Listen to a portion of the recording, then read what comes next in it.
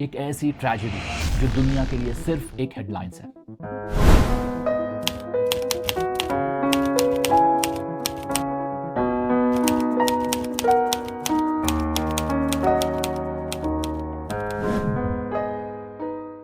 ये गाजा है, एक जगह जहां 21 लाख लोग अपनी जिंदगी के लिए लड़ रहे हैं।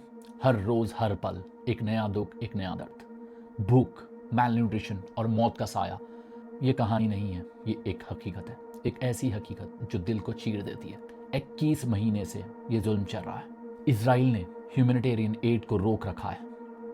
खाना, पानी, दवाई सब बंद। एक बाप अपनी फैमिली के लिए रोटी लेने के लिए निकला, एड के सेंटर पे जाता है जहां लोग भूखे बेबस खड़े होते हैं एड लेने के लिए, पर वहां उसका इंतजार रोटी नहीं गोली करने के लिए। यूएन के मुताबिक ये 8 साइट्स डेथ ट्रैप बन चुके हैं।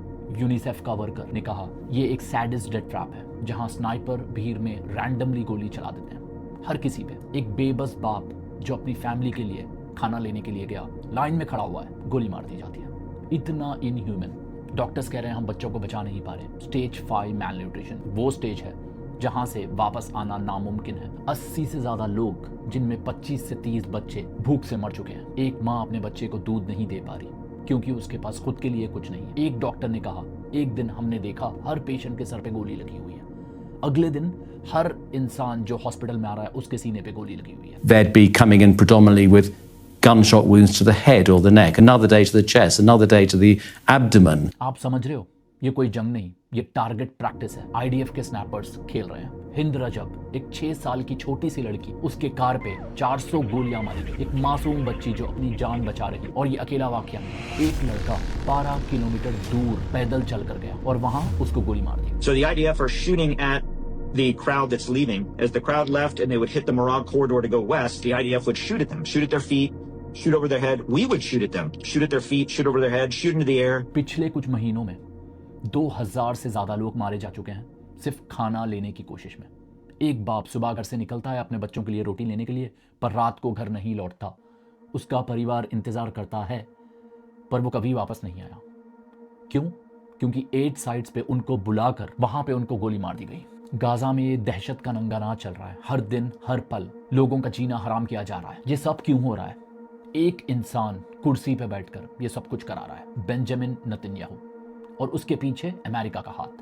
$8 बिलियन का एड इजराइल को देकर अमेरिका इस जुल्म का हिस्सा बन रहा है।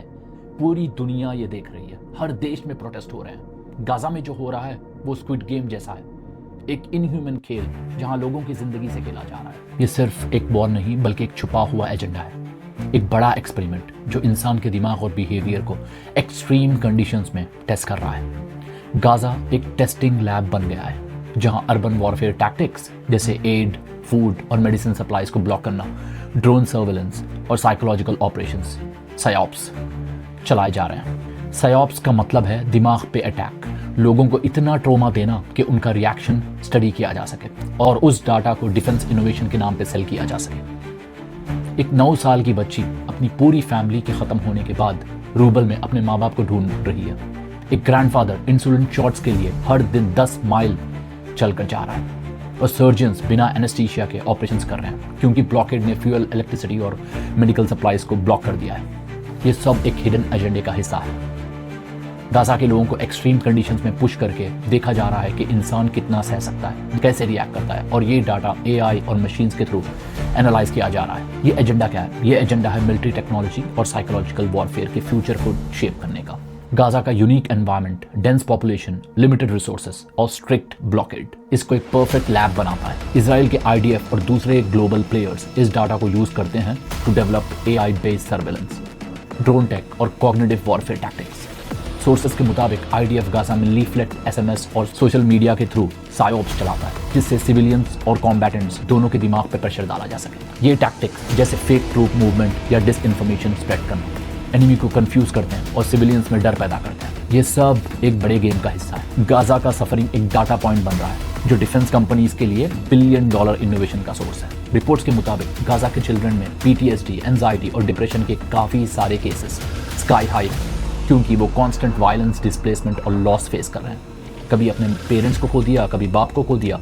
एक साइको एनालिस्ट ने गाजा के बच्चों के ड्राइंग देखे जहां मिसाइल, टैंक्स और डिस्ट्रक्शन उनके इमेजिनेशन का हिस्सा बन गया है। और वो प्रोफेसर कहती है कि इतनी नफरत मासूम इनोसेंट बच्चों के लिए मैंने कभी अपनी ज़िंदगी में नहीं देखी। और इस प्रोफेसर को एंटी सेमिटिज्म के लिए एक्यूज किया गया। ये एक कैलकुलेटेड एफर्ट है जिससे लोगों में लर्नड हेल्पलेसनेस पैदा की जाती है, एक ऐसा डर जहां लोग सरेंडर कर दें। इजरायली ऑफिशियल के स्टेटमेंट देखिए और ब्लॉकेड पॉलिसीज जैसे फूड, वाटर और रिसोर्स रोकना इस एजेंडे का हिस्सा है। ये जेनोसाइड के कैरेक्टरिस्टिक्स के साथ अलाइन करता है। यूएन के अकॉर्डिंग ये सायोप्स का अल्टीमेट गोल है लोगों को मेंटली और फिजिकली ब्रेक करना। आप सोच रहे होंगे ये एक्सपेरिमेंट का डाटा कहाँ जाता है? ये जाता है डिफेंस इनोवेशन की मार्केट में।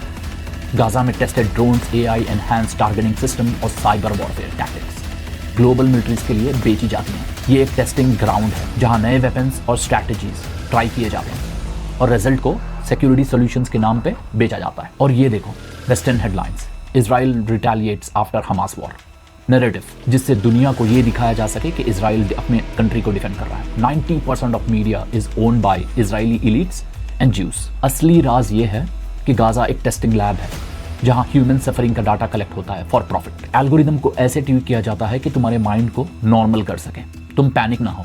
तुम्हें पहले ही ऐसी मूवीज दिखा चुके हैं, स्क्विड गेम्स, तुम्हारा माइंड ऑलरेडी ये चीज एक्सेप्ट कर चुका है। दुनिया के मिलियंस लोग ये देखते हैं, पर एल्गोरिदम ने हमें नम कर दिया है। सोशल मीडिया पे क्यूरेटेड कंटेंट, प्रोपेगेंडा नैरेटिव्स हमारी एम्पैथी को डल करते हैं। गाजा के लिए टाइम फ्रीज हो गया है। ये एक्सपेरिमेंट सिर्फ गाजा तक नहीं रुकेगा, ये फ्यूचर कॉन्फ्लिक्ट के लिए भी ब्लूप्रिंट है। यूनिट 8200 के बारे में पता है आपको? इजरायली डिफेंस फोर्सेस का एक टॉप साइबर इंटेलिजेंस यूनिट है, सिग्नल इंटेलिजेंस यूनिट है। इनके एक्सपर्टीज है कोड डिक्रिप्शन और साइबर वॉरफेयर में मास्टर है। ये इजराइल का वर्जन है यूएस के NSA या यूके के GCHQ की तरह, और IDF का सबसे बड़ा यूनिट जिसमें thousands of young brilliant hackers काम करते हैं जो 18 से 21 साल के होते हैं। इन्हें हाई स्कूल से ही चुन लिया जाता है उनके मैथ्स, साइंस और कोडिंग स्किल्स के बेसिस पे। ये लोग इतने शार्प होते हैं कि इन्हें 1% ऑफ 1% कहते हैं, मतलब टॉप 1% का भी 1%। Gaza, West Bank, Lebanon, Iran, पूरे मिडिल ईस्ट में कम्युनिकेशन देखते हैं। Phone calls, emails, text messages को इंटरसेप्ट करते हैं और इस डाटा को AI के थ्रू एनालाइज करके मिलिट्री टारगेट्स बनाते हैं। लेकिन इसके साथ सिविलियन के लाइफ्स को भी डीपली इफेक्ट करते हैं और यही इसका हिडन एजेंडा है। यूनिट 8200। अब समझते हैं यूनिट 8200 के cyber warfare tactics in Gaza. इसका काम है मास सर्वेलेंस और डाटा कलेक्शन। यूनिट 8200 का सबसे बड़ा वेपन है मास सर्वेलेंस। हर कॉल, मैसेज और सोशल मीडिया पोस्ट को मॉनिटर करता है और इसके लिए यूरिम सिग्नाइट बेस का यूज होता है जो नेगेव डेजर्ट में है और दुनिया का सबसे बड़ा लिसनिंग पोस्ट है। ये बेस फोन कॉल्स, ईमेल्स और इंटरनेट ट्रैफिक को मिडिल ईस्ट, यूरोप, एशिया और अफ्रीका तक ट्रैक करता है। 7 अक्टूबर 2023 हमास ने अटैक किया था और उसके बाद से वॉर चल रहा है। इजराइल के पास इतनी सोफिस्टिकेटेड सिग्नल टेक्नोलॉजी और इंटेलिजेंस होने के बाद ये अटैक कैसे मिस हो गया? क्या ये सच में स्लिप अप था या फिर हमास को एक ट्रैप में खींच लिया गया? अटैक के कुछ दिन पहले ही इजिप्ट इंटेलिजेंस एजेंसी ने मोसाद को अलर्ट किया था। ये अटैक इजरायली इंटेलिजेंस एजेंसी को ऑलरेडी पता था। हाँ दोस्तों, ये बड़ा क्लेम है, लेकिन देखिए ये न्यूज़ आर्टिकल को। ये एक ट्रैप था। इजराइल ने जानबूझकर हमास को अंदर आने दिया ताकि वो दुनिया को ये दिखा सके कि बस वो अपने देश को डिफेंड कर रहा है। हमास को कुछ ही दिन में कैप्चर किया जा सकता है। It is never about Hamas and hostages. ये वॉर लोगों को मारना, एथनिक क्लेंजिंग और फिर धीरे धीरे लैंड एक्वायर करने के लिए है। गाजा सिर्फ एक स्टेप है, बाकी बाद में आएगा। And first step towards building greater Israel. दोस्तों, ये सोचने वाली बात है, अगर ये प्लान सच है तो गाजा के बाद जॉर्डन, सीरिया और सारे कंट्रीज भी टारगेट हो सकते हैं। इसमें अमेरिका और इजराइल दोनों मिलकर मिडिल ईस्ट में आतंक मचा रहे हैं। अब बात करेंगे एक बड़ी कंट्रोवर्सी, ग्रेटर इजराइल प्लान। क्या ये सच में मिडिल ईस्ट के कंट्रीज जैसे लेबनान, सीरिया, इराक, इजिप्ट और जॉर्डन को एक्वायर करने का प्लान है? और गाजा क्राइसिस का इससे क्या कनेक्शन है? चलो इस टॉपिक पे थोड़ी डीप डाइव करते हैं। ये प्लान कहता है कि इजराइल अपनी टेरिटरी एक्सपैंड करेगा और ये एरिया कवर करेगा नाइल रिवर से लेकर यूफ्रेटिस तक, मतलब Egypt, Jordan, Syria, Lebanon, Iraq, सब कुछ। ये बात बहुत साल से छुपी चल रही है और अब गाजा क्राइसिस के साथ इसकी लिंक दिखाई दे रही है। लेकिन क्या ये सच है? क्या सिर्फ एक थियोरी है? चलो फैक्ट्स देखते हैं। इजराइल की आर्मी के शोल्डर फ्लैप्स पे ये मैप, इजरायली फाइनेंस मिनिस्टर के कॉन्फ्रेंस में ये ग्रेटर इजराइल का मैप, ये मैप दिखाता है कि कैसे गाजा सिर्फ एक शुरुआत है। ग्रेटर इजराइल का प्लान और गाजा क्राइसिस का कनेक्शन अभी भी एक मिस्ट्री है। कुछ लोग कहते हैं ये कॉन्स्पिरेसी थ्योरी है, कुछ कहते हैं ये सच है। लेकिन एक बात क्लियर है, मिडिल ईस्ट में जो हो रहा है वो सिर्फ एक छोटी सी लड़ाई नहीं है, बल्कि बड़ा स्ट्रेटेजिक मूव है। गाजा सिर्फ शुरुआत है। Jordan, Syria, Lebanon, Gaza is just a first step. There is more to go. अब इस वॉर से छोटे मासूम बच्चों का क्या, उनकी क्या गलती है इसमें? गाजा में लोग भूख से मर रहे हैं, छोटे बच्चे, माएं, बुजुर्ग, सब। एक तरफ दुनिया अपने छोटे छोटे मसलों में उलझी है और दूसरी तरफ एक पूरा देश इंसानियत के नाम पे भूख से तड़प रहा है। जरा सोचो, अगर आपका बच्चा भूखा हो और आप बाहर गए हो उसके लिए खाना लेने के लिए और आपको गोली मार दी, ये कोई रिलीजन या पॉलिटिक्स का मामला है या ये इंसानियत का सवाल है? और ये सब देख कर चुप है, जैसे हम भी इनह्यूमन बन चुके हैं। गाजा के लोगों के लिए आवाज उठाओ, इंसानियत के लिए उठाओ। गाजा के बच्चों की चीखें हमें जगाती है। अब वक्त है आवाज उठाने का, अब वक्त है इंसानियत के लिए लड़ने का। गाजा के लोग अकेले नहीं। और आप अगर ये सोच रहे हो कि मैं अकेला बंदा क्या कर सकता हूँ, आप आवाज उठा सकते हो। आपकी आवाज में बहुत पावर है। सोशल मीडिया के अवेयरनेस फैलाओ ताकि हर इंसान को पता लगे कि गाजा में क्या हो रहा है और इजराइल क्या कर रहा है। कुछ लोग लड़ रहे हैं, 100 से ज़्यादा ad agencies, doctors without borders Israel के ब्लॉकेट ख़त्म करने की मांग कर रहे हैं। सबसे बड़ी बात, ये डॉक्टर्स गाजा गए ना फेम के लिए, ना कैमरे के लिए और ना ही पैसे के लिए। एक वजह थी इंसानियत। अपनी जान को खतरे में डालकर इन्होंने भूख, ट्रॉमा और जख्म से जूझते बच्चों का इलाज किया। बिना रिसोर्सेज के गिरती हॉस्पिटल्स के बीच ये वही लोग हैं जो दुनिया से कह रहे हैं वहां सिर्फ जंग नहीं हो रही, वहां इंसानियत के नाम पे मर्डर हो रहा है। तुम सोच रहे हो ये तो दूर की बात है, मुझे क्या? कुछ नहीं कर सकते हो तो एटलीस्ट आवाज उठाओ, अनदेखा मत करो, spread the message. Starbucks has fired its CEO. McDonald's global sales are declining. Burger King is changing its name. KFC is closing branches. Wait, what is all this? These are the results of consumer justice. With boycotts, it punishes the big powers and policies that support the Israeli genocide. क्या आपको पता है कि Israel के साथ connected companies हर दिन हमारी life में है? हाँ दोस्तों, आपके ब्रांड्स में शामिल है। चलो कुछ एग्जाम्पल्स देखते हैं। इंडियंस हर रोज यूज करते हैं सोशल मीडिया जैसे platform, dairy products, Nestle, Coca Cola, ये सब कंपनीज के पीछे इजरायली इन्फ्लुएंस है। ये कंपनीज हमें कनेक्ट करती हैं, लेकिन क्या हमें पता है कि ये पैसा कहाँ जा रहा है?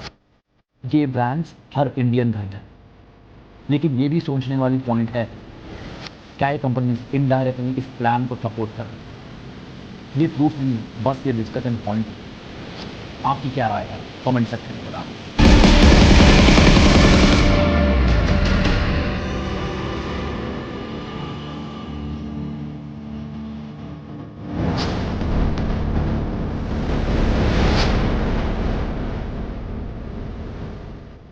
नीचे कमेंट करो और अगर आपको ये वीडियो पसंद आए तो लाइक, शेयर और सब्सक्राइब करना। नेक्स्ट वीडियो में हम बड़े टॉपिक के बारे में बात करें, कार्टून इंडस्ट्री के बारे में। मिलते हैं फिर नेक्स्ट वीडियो में। जय